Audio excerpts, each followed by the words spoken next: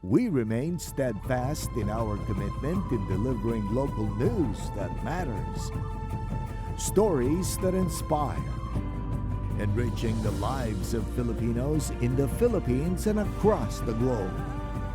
This is your GMA Regional TV. Buong puso para sa Pilipino. Ini ang GMA Regional TV Balitang Bicolandia.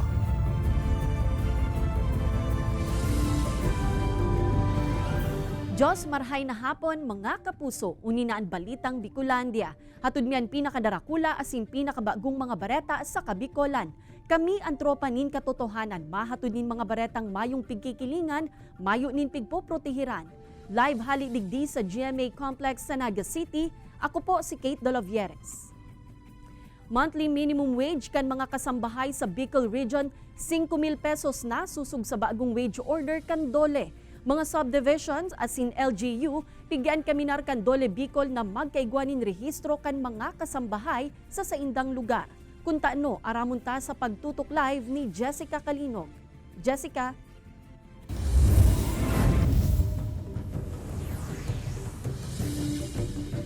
Kate, sigon sa Department of Labor and Employment o DOLE Bicol, ang pagkakaigwan ng listahan kan mga kasambahay sa sarong lugar, makakatabang man tanganing mamonitor nin pakarayan sa indang mga kamugtakan, urog na ang pagsyerto na nasusunod an sa indang mga diretsyon.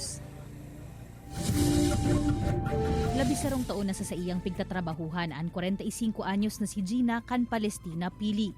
Nagpuon subuot siya na 4,000 pesos ang bulanan na sahod. Ngunyan, 5,000 pesos na an sa iyang nakukua. Bibihira daangani ang matawanin arog kaining pagkakataon, depende sa empleyado. Kaya ikinaugmama ni Gina kan maaraman na puon ngunya na Desyembre, 5,000 pesos na talaga ang dapat kasahod kan arog niyang kasambahay. Susog sa bagong wage order kan Dole Bicol. Nakatabang-tabang naman po siya sa 5,000 na yan. Kung anong yaon man po senda na awad-awad man na itataw ni daman sa ko. Arot kayan, kay pan ko sa eskwela, tatawanan nila ko. Oh. Magsabi ka ngayon araw kani. Oh. Sigun sa Dole Bicol, mayo sinda nin direktang inspeksyon sa mga kasambahay kung nasusunod ang tamang pagpapasahod asin pagtrato sa mga ini. Alagad pigian kami narkan ahensya ang mga LGU, pati na ang mga homeowners sa mga subdivision na magkaigwanin registry o listahan kan mga kasambahay sa saindang lugar. Pigre-rekomenda ini magin kan batas kasambahay o ang Domestic Workers Act. Supposedly it should be done by the LGUs. Sila dapat ang magre-release kasi constituents nila yan eh. Kung ano man ang mangyari, makikita nila yan, maalalayan nila. So wala kami talagang control as to registry, but we can always assist in disposing mga kaso nila against their employers. Kami yung mag-handle. Sigun sa homeowner na si Wilhelm, magayon kung magkaigwa man ang gad ninlistahan kan mga kasambahay sa saindang lugar, makakatabang man kaya ini. Nganing mamonitor kung sa irisay ang mga yaon sa saindang subdivision, asin masisyerto ang seguridad kan gabos. Kasabay kaini ang pangapodan niya sa mga kapwa homeowner na sunodon ang bagong monthly minimum wage sa saindang mga kasambahay. Ay para sa sakuya, dapat i-implement ta sa panahon ngunya na masakito ng marahay, grabe ng maray ang barakalon, kinakaipuan saro yan sa i-consider kang mga nagkukuaning kasambahay.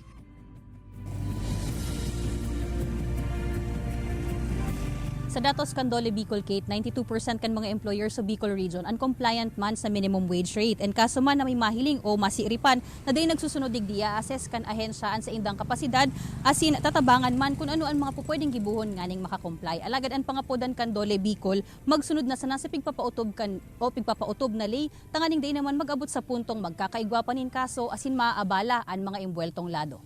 Kate? Jos Mabalos, Jessica. Teen ID kan mga taxpayer pwede nang ma-generate online. Pamemeke sa physical IDs kan taxpayers, maiinaan na subuot nin huli sa digitalization sigun sa BIR. Uyan report ni Chris Novello.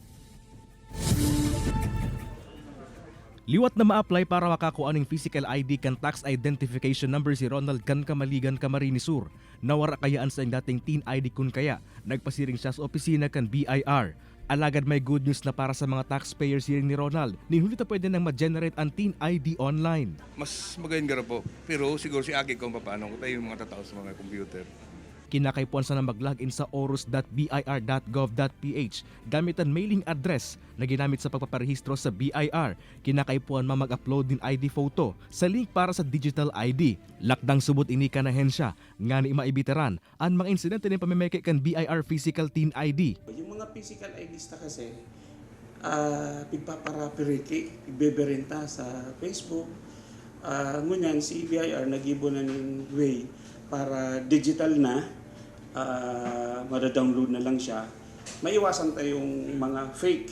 May safety features man ang digital teen ID na man-degenerate kan sarong taxpayer na dahil mapepeke urog na kan mga nag-uprosir ka ini online. May QR code siya, then may later on siguro may verification yun kung talaga nasa system ni BIR. Dahil naman kinakaipuhan na magpila ang mga taxpayer sa BIR offices para sa na magkuakan teen ID asin maiibitaran man ang pagrani kaini sa mga fixer. Kay banan si Carlo Abunita, Chris Novelo, Balitang Bicolandia. Babaeng nagbabalyukutaan na nintinampo sa porsyon kan Pawili Bula, Camarines Sur, irido kan mabangga kan nagdadangadang na motorsiklo. Barangay hurot na mabugtakan in pedestrian lane ang lugar na saru subuot accident-prone area. Si Jessica Kalinog nakatutok. Duguan an payo asinawa ranin malay an babaeng ini makalihis mabangga kan nagdadangadang na motorsiklo. Pabalyukuta na daan babae nganing magsakay sa bus pasiring sa trabaho kan mabangga ini kan motor nagikan sa Pili asin pasiring sa direksyon kan Iriga City. Paglagapak po ma'am, nag-ano ako, bali pala pagbatli po siya, si bus po yan, hindi naghahalat. O, tapos duman na po siya nakabulagta na. Tapos, mapusog po ta. Pag ano po nga ni, kubanan ako, kaya nakalokso po tulos ako. Sabi ni Mrs. may aksidente nga ya. An insidente padagos pang pigi-imbestigaran kan Bula Municipal Police Station. Siring man napigahalat ang desisyon kan pamilya kan biktima kung masunad nin kaso kontra sa driver kan motorsiklo. Siguro marikas si padalagan niya, ta sabi nga ni kitong investigador, pag-investigar niya duman, mayo man daang mga sasakyan na kasunudan itong motor. So therefore, ang ano ko ito, marikas si padalagan kang motorsiklo. Accident-prone area o killer zone kung ikonsiderar kan pirang mga residente an porsyon na inikan Barangay Pawili Bula. An sa indang pangapodan ngunyan, magkaigwananin masasarigang interbensyon. Nganing day naman madugangan pa an mga buhay na nadadanyaran, ninhuli sa irresponsableng pagbaybay sa mga tinampo, mapamotorista man o pedestrian. Bagong aspalto ang tinampo sa pinangyarihan. Mayo pa manin mga linya na giya para sa mga motorista. Piguhurot kan Barangay Pawili na malaagan ko nanin pedestrian lane digdi, nganing may salbadong mababalyuhan an mga residente. Asin harayo pa sana, may palatandaan na an mga motorista na magluway-luway. Proyekto kan DPWH Region 5 an asphalt overlay sa lugar. Sigon sa ahensya, ibabalik nindaan pedestrian lane na natahuban kan aspalto sa may Camarines Sur Provincial Medical Center. Kung magdagos-dagos an maray na panahon, piglalauman na Disyembre 18, maisasagibo na ini. Pigaapodan man asin padagos na pagpapagiramduman an mga motorista na mantiniron an paglikay, pati na an respeto sa mga nakakasabay na motorista, pati na an mga taong nagbabalyo o naglalakaw sa gilid kan tinampo. Kaibanan si Jovel Obiso, Jessica Kalinog, Balitang Bicolandia. Agaw atensyon ang mga hovenes na nakisumaro sa ginibong Christmas lighting ceremony sa Banwaan kan Magallanes, Sorsogon. Ang mga ini kaya nakasuulot nin mga costume na inarog sa mga paborito nindang pelikula asin cartoon character. Nagpartisipar digdi ang mga kaakian gikan sa elementarya asin high school. Apar sa magagayo na costumes na ibinida kan mga kaakian, day man pinalagpas kan publiko ang pagkakataon na mahiling ang gayon kan kapalibotan, makalihis pa ilawan na ang lugar. Naglalauman ang mga otoridad na magiging maugma ang selebrasyon kan Kapaskuhan sa nasambitan ng Banwaan. Ma'am, ano ang magayon na panregalong ko niya na Pasko? Family. Kasi yung mga bagay-bagay parang hindi naman ako naghahangad ng sobrang laki-laki pa ngayon kasi bata pa naman kasi. Para po sa time, kasi ang time, sa pinaka-special na tao mo lang maitatao. Pero yung material na bagay, mababakal yan. Pero ang time talaga, napaka-precious. Sir, for you, what should be the best gift for Christmas? A good heart. Why? Honesty is good. It's honesty. Depende po sa ma-appreciate kang tao. Pero ang number one po, mga kayo ng regalo, pagkakanta yung kaya po kada tao. Kada tao, aral daw. Ini ang GMA Regional TV Balitang Bicolandia.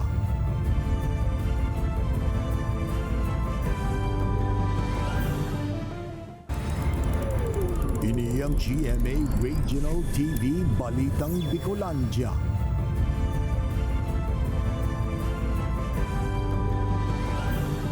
Mga insekto na pigkukonsiderar na peste sa mga pananom, pwede pa subuot na mapakinabangan sa paagikan entomophagy o pagkakan sa mga ini sigun sa sarong agriculture professor. Kung ano-anong putahe ang pwedeng gibuhon asin ang sentimiento digdi kan pirang mga paratanom, aramon ta sa report ni Jessica Calinog. Apwera sa mahal na presyo kan abono, agyat man para sa mga nasa sektor kan agrikultura, ang presensya kan mga hayop o insekto na nakakapeste sa saindang mga pananom.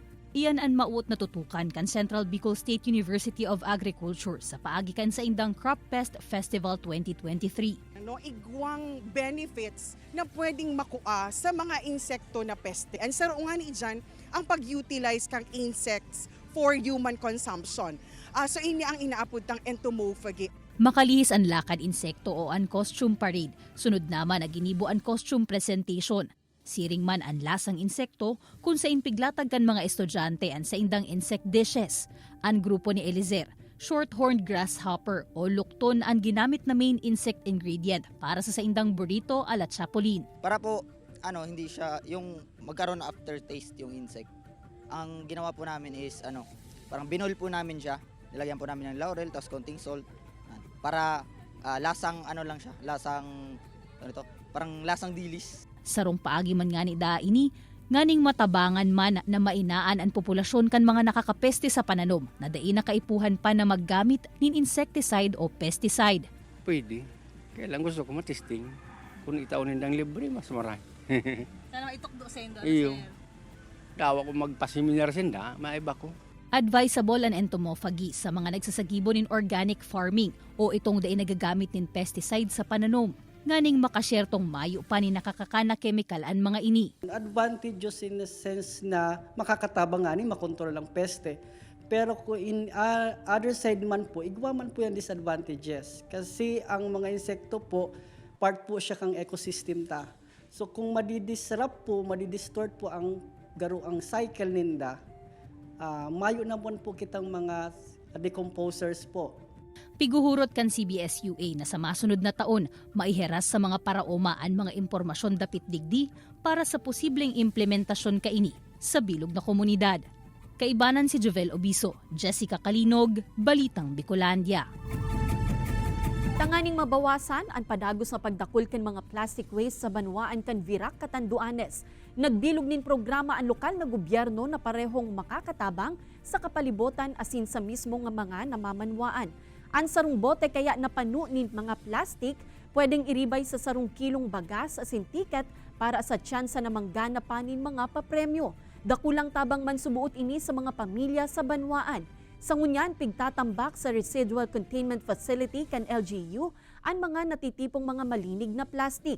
Pigagamit naman kaya ang mga plastic bottle na ini como karibay kan hollow blocks, asin iba pang bagay, arug kan kudal, Christmas tree, asin iba pa. So kung titingnan nyo, kung ganun ang gagawin ng karamihang bayan o ng probinsya, siguro ko talaga lilinis. Magiging malinis ang ilog natin, magiging malinis ang ating karagatan.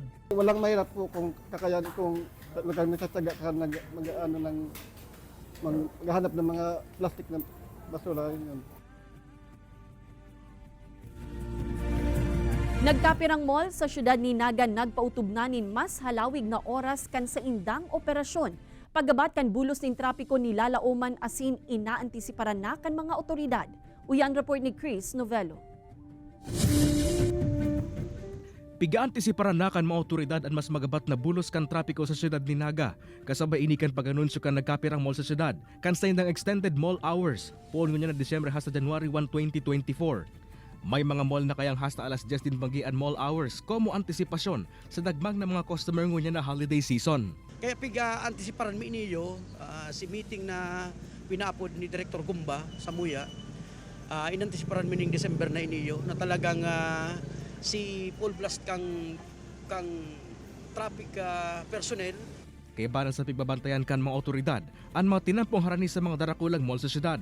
Kabalan na digdian Panganiban Drive, Magsaysay Avenue, Rotonda asin iba pa. Pighalat pa man kan mga otoridad ang gigibuhong pag-orola asin koordinasyon. Kaya ba na ng mga mall owners para mas mapag-andaman ang magabat na bulos kan trapiko.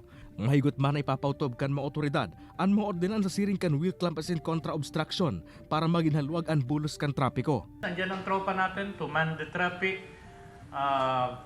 To include nga yung nakakadagdag pa yung kung saan na lang sila yung mga motorista natin, kung saan na lang nila gusto magparada, yun kung saan bawal, doon sila nagpaparada, kaya nakaka-create pa lalo ng traffic. So with the help of PSO, ano natin yung mga yan, lalo na ngayon, may mga plano na rin ang ating mga traffic unit natin dyan. Katakod kay ni, kunya na binuksan na anibang tinampong enot ng pigrehabilitar, naglalao man mga otoridad na makakatabang ini para mas magin-magian ang bulos kan trapiko sa syudad. Kay banan si Carlo Abonita, Chris Novello, Balitang Bicolandia. Mga pampaskong dekorasyon sa man iba-ibang lugar sa Bicol Region, pinailawan na kan kanya-kanyang LGU. Mga pailaw piglala o mang-urog na mapakulor kan selebrasyon kan kapaskuhan kan mga residente. Uyan istorya ni Jessica Kalinog.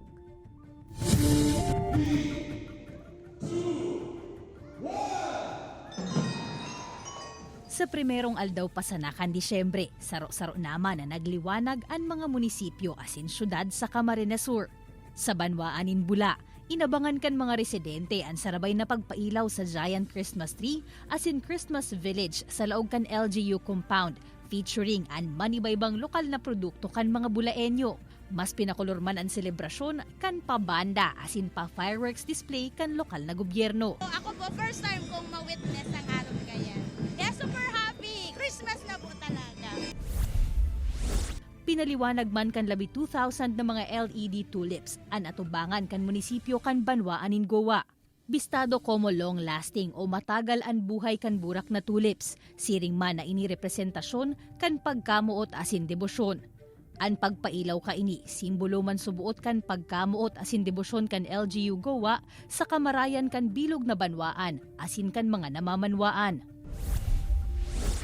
Sa parehong Banggi, Disyembre 1, isinagibo man ang Christmas Village Lights On sa Banwaanin San Jose. Inabangan man ang ceremonial switch on sa mga banwaan kan Lagunoy, asin Garchitorena.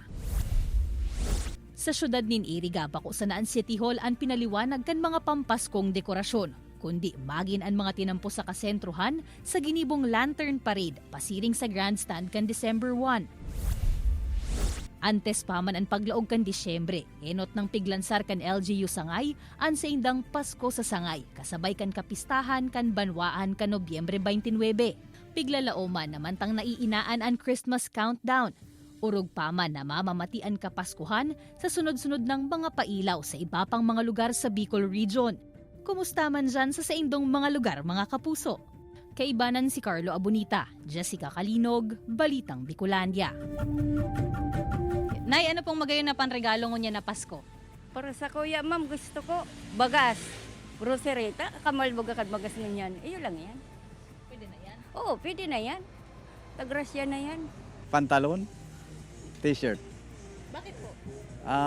Mas maganda kasi t-shirt, pantalon para sinusuot lahat.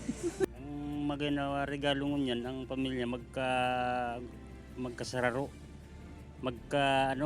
Tanganing, yan ang pinakamagayon nyo niyan, itong magkaguyupot ang kada pamilya. Tapos pag Pasko, tiripon sinda.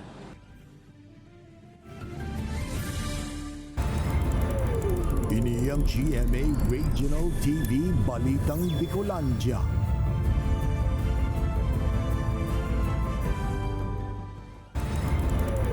Ini ang GMA Regional TV Balitang Bicolandia.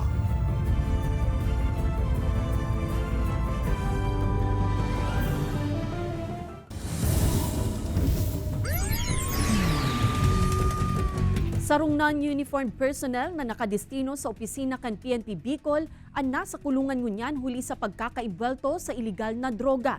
Sa inisyal na report, nagpositibo ang suspect sa ginibong drug testing katakod kan regular na internal cleansing kan PNP. Makaliis ini, dahi na subuot nagbalik sa trabaho ang suspect. Dumanaman nagpuon ang monitoring and surveillance sa iya. Asin sa ginibong buy-bust operation kan mga otoridad sa Barangay Tres Reyes, Bato, Camarines Sur, nakuha sa posisyon kan suspect ang kantidad labi 20,000 na pigtutubudang shabu. Kabaliman sa nadakop ang 31 anyos na babae na residente kan parehong barangay. Ang mga ini nasa kustodiya na kan Bato Municipal Police Station. Nakadulagman asin padagos na pigahanap ang sarupang imbeltong persona. Hopefully, ito na rin ay isang panawagan sa lahat ng mga PNP personnel, lalo-lalo na dito sa Camarines Sur na kumbaga tigilan na natin yung ganitong gawain because hindi lang ito nakakasama ng imahe sa Philippine National Police, bagkos doon sa mga pamilya natin and of course sa ating community na pinagsisilbihan natin. Irido ang sarong empleyado kan construction company makalis badilon sa barangay Puro Pandan, Matnog, Sorsogon. Sa inisyal na investigasyon kan mga otoridad, lunad kan sa iyang motorsiklo ang biktima kan biglang badilon kan day pa nabibistong mga sospek. Nagsapo nin tama sa lalawgon ang biktima na tulos man na idinalagan sa ospital. Nilalay kan sospek ang sling bag kan biktima na igwang 100,000 pesos na pasweldo kuta na sa mga empleyado kan nasambitan ng construction company. Sa ngunya, nagpapadagos pa ang investigasyon kan mga otoridad sa insidente.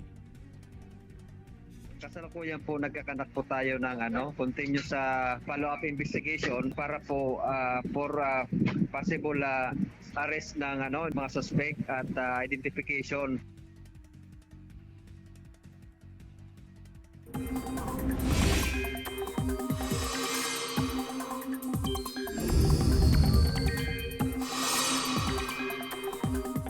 Mga kapuso, mainit asin maarasaha saan panahon sa dakulang parte kan nasyon. Para mientras kaya na nagluya ang amihan, asin dai haros nagaabot sa satuyang nasyon. Easterlies o anduros nagikan sa kadagatang Pasipiko ang nagdadanay, ngunyan kaya mainit sa dakul na lugar. Alagad may tsansa panin pag-uran sa dakulang parte kan nasyon. Basado sa datos kan Metro Weather, hababaan tsansa nin uran sa Bicol Region, apwera sa Albay, Sorsogon, asin Masbate. Lauman man ang tsansa nin pag-uran sa iba pang parte kan nasyon. Sigun sa pag-asa, mayo pang nanonotarang raot nin panahon na posibleng makaapektar sa nasyon ngunyan. Alagad ay pigahale ang posibilidad na may mabilog na mabuong cloud cluster o kumpul nin panganuron sa laug kan par. Huring aldaw kan Reading Fest para sa mga kaakian ginibo sa Naga City. Importansya kan pagbasa nin libro kan mga kaakian sa ibong kan pagkanuod sa gadgets asin internet. Aramon ta sa istorya ni Chris Novello.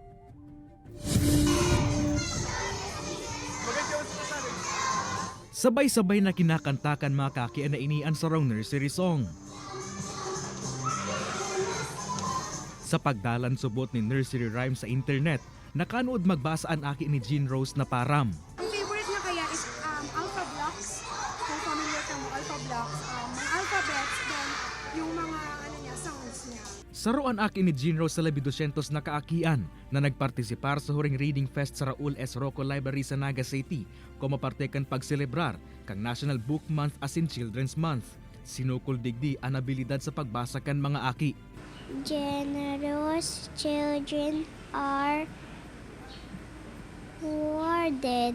Natawan doon sa aktibidad na ini na sa ibong kan pagkakaiguan din mga gadget kung saan pwede man na makanood ang mga aki. Dapat subuot na daiban gilaray mawara ang libro.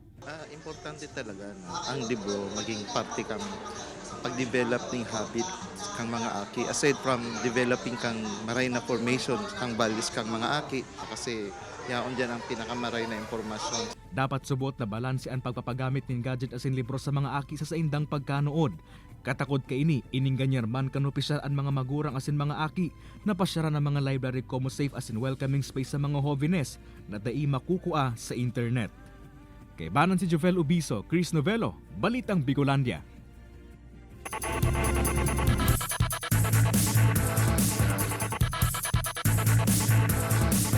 Makalihis sa anpirang semanang pag-aagawan sa Final Four kan NCAA Season 99 Men's Basketball Tournament.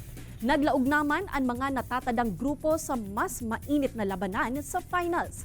Liwat na magkakahampangan ang Mapua Cardinals asin San Beda Red Lions alas 2 nin hapon sa aga, Disyembre 6, nasusundan sa Disyembre 10 asin 17. Kaya day palagpason ang maiinit na eksenang pwedeng mangyari sa pagultanan kan duwang grupo live sa GTV. Bibingka asin puto bumbong dekada ng ginigibukan sarong pamilya sa Naga City. Ang paliwanag kung taano tradisyon na ang pagkakan kan puto bumbong asin bibingka tuyong Kapaskuhan. Aramon ta sa istorya ni Chris Novello. Maduwang dekada na nagigibo ng bibingka asin puto bumbong ang pamilya Griarte kang Naga City. Bakong arog kan iba, na seasonal o tuyong Kapaskuhan sa na nagigibo asin nagpapabakal kaini, an sa indang tindahan. Year-round subuot kung magibo kaini na binabalik-balikan kan sa indang mga customer. Rinig. Kali, ito yung palagi kong in-order dati. Nahanap-hanap pag mga tao bibingka. Mas masarap kayang bibingka dahil espesyal. Gibo sa galapong o bagas ang bibingka na ginigibo kan pamilya Griarte, mantangan puto bumbong. Gibo sa malakit na bagas na pag naluto, day siyempre mawawara ang mantikili asin asukar. Mantang sa puto bumbong, perfect pair ang muscovado, keso asin mantikilya. Tradisyonal paman giraray ang pagibo ninda kan puto bumbong asin bibingka, gamit ang koron, kawayan asin uring. Alagad taano daw tuyong Kapaskuhan, lalo na pagkatapos kan misa de gallo o simbang gabi. Tradisyonal niya to mga Pilipino ang pagkakan puto bumbong asin bibingka. Pag sinabi ta kayang puto bumbong saka bibingka, pirmi yan Christmas staple. Kaibanan yan sa after church snack. Ang color kayan, kakaiba purple. It talks about the religious connection kang dish na iyan. After kang mass, mahihiling ta or sa misa mahihiling ta nakasulot ning purple ang padi. Ang bibingka subuot ang sa diring bersyon kan mga Pilipino kan cake. Mantang impluensya kan mga Espanyol naman ang puto bumbong. Simbolo subot ini kan sa tuyang hararom na historya asin debosyon na sinukol na kan halawig na panahon. Kay banan si Carlo Abonita, Chris Novello, Balitang Bicolandia. Mga kapuso, 20 days na sana, Pasko na. Madadalan ang episode na ini asin iba pang pinakahuring lokal na bareta sa official website kan GMA Regional TV, www.gmaregionaltv.com. Pwede man kamong magbisita sa samuyang official YouTube channel, GMA Regional TV, asin i-click and subscribe button para sa pinakamaiinit na bareta hala sa man-ibaybang rehiyon. Mabalo sa mga kapusong Bicolanong nagantabay, maging sa mga kapuso nyato abroad. Ninhulit na sa GMA Regional TV, Local News Matters. Asin yan, ang pinakadakula asin mainit na bareta sa Kabicolan. Ako si Kate Dolovieres. Kami ang GMA Regional TV Balitang Bicolandia, bilog na pwersa para sa mas dakulang misyon asin mas mahiwas na pagserbi sa nasyon.